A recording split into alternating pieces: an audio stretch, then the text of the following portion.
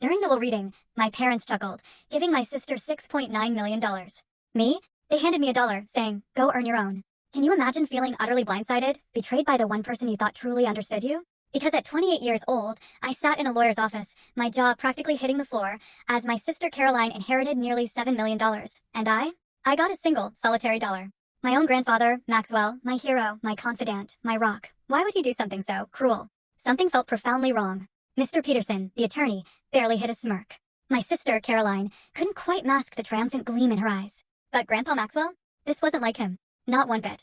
His final, brilliant chess move, as it turns out, was about to turn my entire family upside down. And trust me, you'll want to hear every single detail. Growing up in our middle-class Boston suburb, everything looked normal on the surface. Our house wasn't a mansion, but my parents, Richard and Elizabeth Riley, were obsessed with appearances. Latest gadgets, designer clothes, it was all about keeping up. My sister, Caroline, 3 years my senior, was their golden child. Beautiful, popular, and, most importantly to my parents, completely practical. She was their perfect mold, prestigious business school, flawless manners, future executive wife material.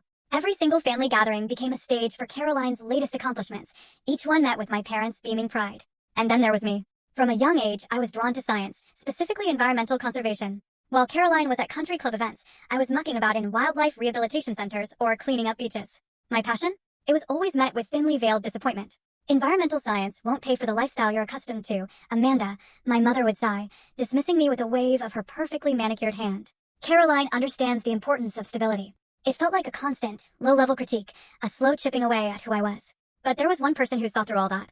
My grandfather, Maxwell. He was this amazing, unconventional man, a retired investment banker with sharp eyes that missed nothing. He'd made a fortune, but lived simply, giving generously to causes he believed in. My mother would constantly try to buy him expensive new watches, but he always wore the same worn leather one. The true value of something isn't its price tag, Mandy, he'd tell me, using the nickname only he was allowed.